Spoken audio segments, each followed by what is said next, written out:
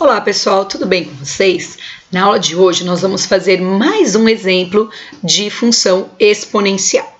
Quando nós vimos funções afins e progressão aritmética, nós relacionamos ela com juros simples, naquele que os juros é constante.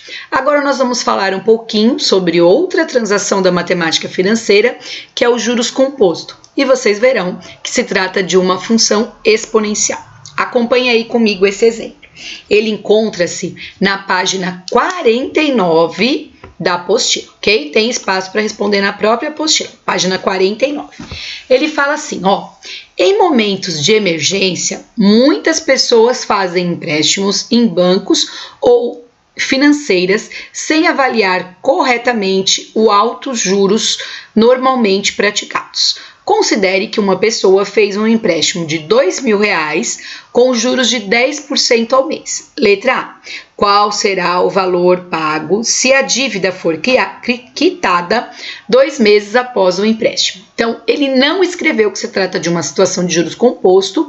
Sempre que a gente faz uma prova, ou Enem, ou vestibular, está escrito que se trata de uma situação de juros composto, mas o juros composto funciona assim. A fórmula é a seguinte: montante é igual ao capital, 1 mais a minha taxa, elevada a T. O T aqui é o tempo, tá? Nesse caso aqui, o montante é igual. O capital é o quanto ele pegou emprestado. Nesse exercício, ele pegou emprestado R$2.000. Então, R$2.000. 1 mais a minha taxa sempre tem que ser em número decimal, então os 10% tem que ser dividido 10 por 100 dá 0,1, elevado a T, que é o meu expoente. E no caso aqui, esse tempo, ele disse na letra A, que vale 2, tá? Ele deverá ser quitado após 2 meses. Como é que eu faço essa continha? Como é que eu trabalho isso? Eu somo primeiro, tá? Então, eu vou continuar ela aqui embaixo. Eu somo primeiro, então vai ficar assim, montante é igual os 2.000, tá? 1 mais 0,1, 1,1 elevado ao quadrado, tá? Como é que eu faço uma coisa elevada ao quadrado? É ela vezes ela mesma. A gente já fez revisão de potência, tá? E aí eu posso pegar minha calculadora, não tem problema algum, tá?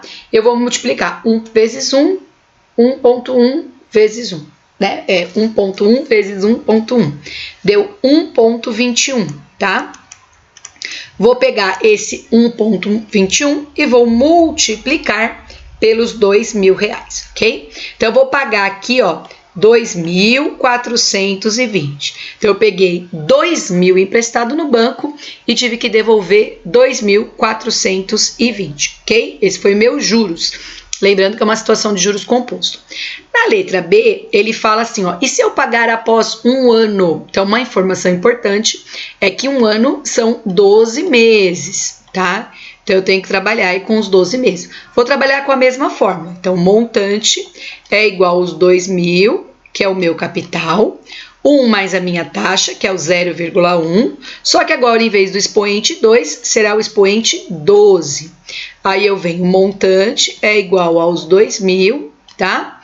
1 mais 0,1, 1,1 elevado a 12, tá? Eu vou continuar minha continha aqui embaixo. Aí ele fala assim, montante será igual aos 2.000 e eu vou multiplicar aí. O que é 1,1 elevado a 12?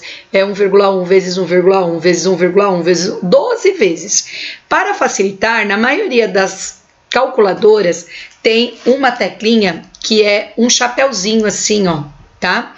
Qualquer celular hoje em dia tem, tá? Então, esse chapeuzinho significa potência, ele auxilia aí realizarmos essa potência. Ou pode também ter y elevado a x, vai depender da sua calculadora. Se for smartphone, né, o chapeuzinho, e se for aí o iPhone, é y elevado a x, tá? Mas os dois têm a mesma função. Vai digitar lá na sua calculadora 1.1, a minha é o chapeuzinho, e vai digitar o 12. Vai aparecer diversos números na sua calculadora. Considere 2 casas depois da vírgula. Então, tá 1.138. Então, vou pôr 3.138. Então, eu vou pôr 3,14, tá? Vou zerar minha calculadora, vou pegar os 2.000 e vou multiplicar por 3,14. Olha só, gente, que absurdo. Ele pegou R$2.000 no banco e após 12 meses, ou seja, 1 ano, ele está devendo R$6.280. Então, isso é o que acontece com juros de cartão de crédito, cheque especial, por isso que a gente não pode cair nessa cilada, certo?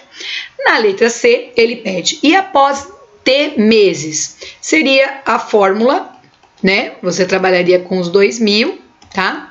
1,1, em vez de elevado a 2 ou elevado a 12, elevado a T. Na letra C não tem conta nenhuma.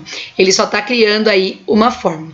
Lembrando que esse tempo poderia ser 8 meses, poderia ser 4 meses, poderia ser 6 meses, poderia ser o tempo que fosse necessário, tá? E por fim, ele fala, qual é a taxa de juros cobradas? A taxa anual, tá? Essa matéria chama-se juros equivalentes, taxas equivalentes, matéria do terceiro médio, tá? Isso vem, por exemplo, na fatura do cartão de crédito da mãe de vocês. Você teria que aplicar uma fórmula para resolver isso. Qual é essa fórmula? 1 mais a taxa elevado a 12. Então, eu tenho lá 1 mais a minha taxa, que é o 0,1, e eu elevo a 12, porque um ano tem 12 meses.